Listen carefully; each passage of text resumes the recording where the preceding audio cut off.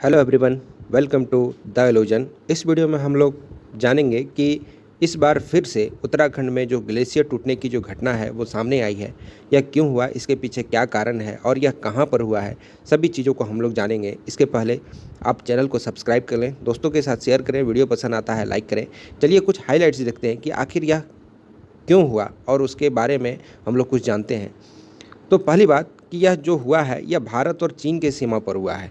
तो आप देख सकते हैं जो उत्तराखंड का जो सीमा है जो चीन के साथ लगता है, जो हमारे चाइना के साथ लगता है, पड़ोसी जो मुल्क है हमारा उसके साथ लगता है, वहीं पर हुआ है। और यह जगह का नाम है सुमना टू, जो कि जोशीमठ के करीब में ही है। तो जोशीमठ के करीब में एक जगह का नाम है जिसका नाम है सुमना, वहीं पर यह ग्लेशियर टूटा है। अचानक से यह मामला सामने आया क्योंकि बीआरओ जो है हमारे देश का बॉर्डर रोड ऑर्गेनाइजेशन जो है यहाँ पर काम कर रहा था। तो इसके द्वारा ही यह सूचना मिली कि यहाँ पर फिर से ग्लेशियर टूट गया है और आपदा जो है वो आन पड़ी है। दूसरा है कि कारण क्या है कि यहाँ पर यह नोटिस किया गया था कि कुछ दिन पहले से यहाँ पर भारी बर्फबारी जो हो रही थी उसके कारण ही यह ग्लेशियर टूटा है। आखिर भारी बर्फबारी के कारण ग्लेशियर क्यों टूटेगा, उसके पीछे भी बहुत बड़ा कारण है, उसको भी हम लोग जानेंगे। और ये सब चीज़ें होने के बाद जो ग्लेशियर टूटा है उसके बाद जो है चमोली डिस्ट्रिक्ट में जहाँ पर ये चीज़ हुआ है वहाँ से संपर्क जो है वो वहाँ से कट चुका है। इसको हम लोग डिजास्टर नहीं कह सकते हैं, यह एक ग्लेशियर लेक बर्स्ट है जो फ्लड के रूप में आता है। यह एक अचानक से घटा हुआ घटना है और कहीं ना कहीं ये मानवों के द्वारा फैलाया गया एक कहें तो एक आपदा है जो कि देखी जाती है। तो हम लोग आगे बढ़ते हैं और देखते हैं कि चमोली जो है वहाँ पर भारी बर्फबारी के कारण ही सुमना में जो है वो ग्लेशियर टूट गया। और टूटने का सबसे बड़ा कारण ये होता है दोस्तों कि मैं आपको बता दूं, एक मिनट, क्यों टूटता है ग्लेशियर ये मैं आपको थोड़ा सा क्लियर करता हूँ। क्योंकि ग्लेशियर टूटना सबसे ज़्यादा प्रभावकारी कब होता है, जब ग्लोबल वार्मिंग जो है वो बढ़ती है। ग्लोबल वार्मिंग जब बढ़ती है तो ग्लेशियर टूटता है। इसका कारण क्या है कि जब बर्फ़ जो है वो हमारे हिमालय में जो है वो बर्फ़ पूरे चादर की ओर ढका हुआ रहता है, लेकिन कुछ सालों से या कुछ दशकों से देखा गया है कि अचानक से हमारा जो औसत तापमान है वायुमंडल का वो बढ़ते जा रहा है, पूरे विश्व का तापमान बढ़ते जा रहा है। वहाँ से पता चल रहा है कि हमारा जो ग्लेशियर है वो धीरे धीरे पिघल कर ये सामने की ओर जो नदियाँ हैं उसमें बह करके जो फ्रेश वाटर के रूप में निकल जाती है या बह कर समुद्र में मिल जाती है। तो क्या होता है ना कि पहाड़ों के बीच में एक कहीं ना कहीं छोटा सा गड्ढा टाइप का रहता है। जब यहाँ से बर्फ़ जो पिघल के पानी निकलती है तो यहाँ पर वो कुछ जमाव कर देती है, मतलब यहाँ पर कुछ पानी को, फ्रेश वाटर को यहाँ पर रख या छोड़ जाती है। कहीं कहीं ये भी देखा गया है कि जो पहाड़ है उसके आसपास कहीं गड्ढे नुमा जगह में पहले चादर सी बर्फ़ ढकी हुई थी, लेकिन अब क्या हुआ कि ग्लेशियर जो है वो पिघलते पिघलते पीछे की ओर आ गया। पहले यहाँ था, अब वो जो है वो शिफ्ट कर गया है पीछे की ओर। लेकिन ये जो जगह है यहाँ से जैसे ही शिफ्ट किया तो ये गड्ढे में पानी भर गया। अब अचानक क्या हुआ कि बर्फ़बारी हुई इस जगह पर। बर्फ़बारी होने के कारण यहाँ पर बहुत ज़्यादा बर्फ़ पड़ गया और जैसे ही बर्फ़ इस पौंड में या फिर कहें तो इस लेक में पड़ा तो यहाँ इस पानी को स्टोर करके रखने की कैपेसिटी नहीं है, इसलिए वो क्या होता है कि वो टूट जाता है और टूटने से जो आगे की जो नदियाँ हैं उसमें इसका पानी फ्लड के रूप में पहुँच जाता है। तो इसको हम लोग कहते हैं जो आपने यहाँ पर देखा कि इसको हम लोग कहते हैं glacier lake outburst flood, GLOF इसका यह शॉर्ट फॉर्म है। GLOF लेक जो है वो बस्ट के रूप में फ्लड ले आती है और यह टूट जाती है। तो आपने यहाँ पर देखा कि सबसे बड़ा कारण क्या है कि ग्लोबल वार्मिंग के कारण ये चीज़ हुई है। और आइए इसको मैप में हम लोग देखते हैं। तो ये है हमारा प्यारा भारत जिसको आप अपने स्क्रीन पर देख रहे हैं, और कुछ यहाँ पर जो है ये उत्तराखंड राज्य है। उत्तराखंड राज्य हमारे उत्तर साइड की ओर है जो यूपी से कट के बना है। यहीं पर ये फ्लड आया है जो कि चाइना से लगा हुआ सीमा है। आप बड़े मैप में देखें तो ये कुछ चाइना है, ये चाइना है और चाइना के बगल में ये उत्तराखंड देख रहे होंगे। उत्तराखंड की राजधानी देहरादून है और यहाँ पर है चमोली डिस्ट्रिक्ट। तो चमोली डिस्ट्रिक्ट में ही ये घटना घटी है। और मैं बता दूं कि ये पहली घटना नहीं है, इसके भी पहले जो फरवरी मंथ में जो घटना घटी है वो भी चमोली में हुआ था, जिसके कारण जो धौली गंगा है उसमें काफ़ी ज़्यादा पानी आ जाने के कारण वहाँ पर कंस्ट्रक्शन का कुछ कार्य चल रहा था, उसमें बहुत सारे मजदूरों को बहा करके ले गया और उनको मौत की घाट में उतार दिया गया। ये बहुत ही बड़ा दुखद घटना होता है दोस्तों, तो इसको आप याद रखें। कुछ और डिटेल में हम लोग जानेंगे। तो पास में ही एक पार्क है जिसका नाम है नंदा देवी नेशनल पार्क। आपको इसमें कमेंट करके उत्तर देना है कि ये नंदा देवी नेशनल पार्क कब बना या फिर इसको मान्यता कब दिया गया, ठीक है। और इसके ही बगल में है नंदा देवी पर्वत। तो नंदा देवी पर्वत का आपको हिस्ट्री तो मालूम ही होगा। जब अमेरिका ने यहाँ पर एक परमाणु रडार हम कहेंगे, तो परमाणु रडार ही हम कहेंगे, जो यहाँ पर रखा और वो आज भी नहीं मिला है, पता नहीं वो कहाँ चला गया है। एक रेडियो एक्टिव चीज़ जो नंदा देवी पर्वत पर खो गया, वो अमेरिका ने यहाँ पर शिफ्ट किया था।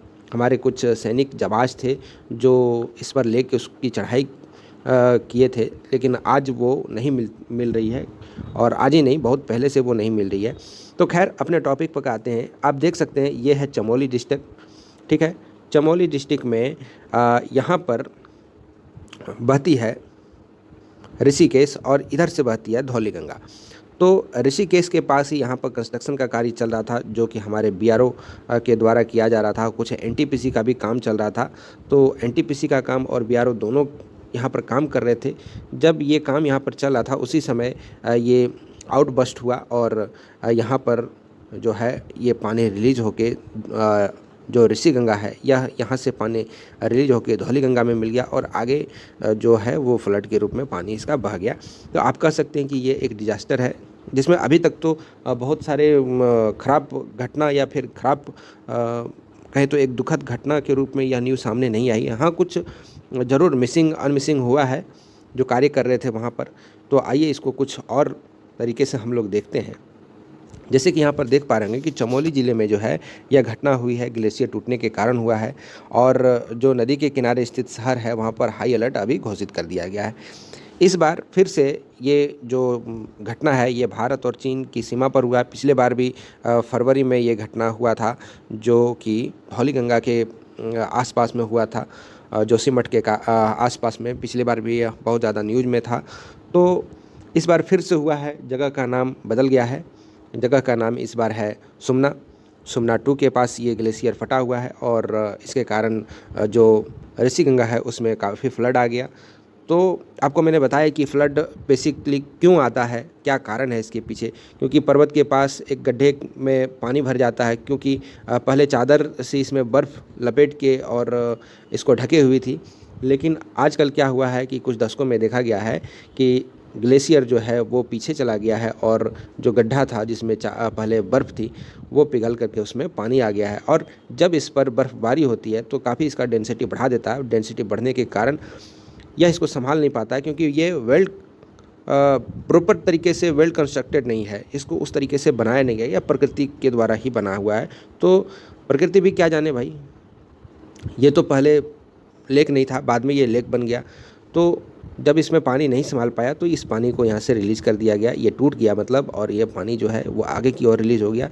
तो जहाँ से रिलीज़ हुआ, जिस नदी में यह पहले गया उसका नाम था ऋषि गंगा, और बाद में इधर से जो बहती हुई आती है यह है धौली गंगा। यह धौली गंगा है और ये ऋषि गंगा है। तो ऋषि गंगा और धौली गंगा दोनों आपस में जाकर मिल जाते हैं और बाद में धौली गंगा में ये जाकर मिल गया पानी और फ्लड का एक रूप धारण कर लिया। तो आप इसको यहाँ पर समझ पाए होंगे। देखते हैं आगे कि इसका जो कारण बताया गया, यह कारण बताया गया कि भारी बर्फबारी के कारण ये हुआ, जो कि सुमना में हुआ था। ग्लेशियर टूटने का जो खबर सामने आया। आगे हम लोग देखते हैं कि इसका न्यूज़ हमको मिलता है सड़क सीमा संगठन के द्वारा। जो बीआरओ है हमारे देश का एक बहुत ही उम्दा कार्यकर्ता, एक कार्यकारी एक संगठन है, जिसके कारण ये न्यूज़ मिलता है। और यहाँ पर ये क्या कर रहे थे कि कुछ सड़क कटिंग का कार्य चल रहा था, मरम्मत का कार्य चल रहा था। लेकिन इसने अचानक देखा कि पानी कहीं से ऊपर से आ गया। तो जब पता किया गया कि यहाँ पर ऐसा डिजास्टर हुआ तो ये खबर सामने आई। कारण फिर से वही कि कई दिन पहले यहाँ पर लगातार बर्फबारी हो रही थी, उसके कारण ही यह घटना सामने आया। और अभी वहाँ पर आपदा प्रबंधन के द्वारा वहाँ पर सेना को जो है वो तैनात किया गया है। कुछ लोग जो है वो मिसिंग है, जिसको वहाँ से रेस्क्यू करके निकाला जा रहा है। तो कुछ और बातें हैं जो मैं आपको बताना चाहता हूँ, तो आइए उसको देख लेते हैं कि क्या है। अब देखते हैं कुछ इम्पॉर्टेंट चीज़ कि क्या है ग्लेशियर लेक बर्स्ट जो है यह क्या है।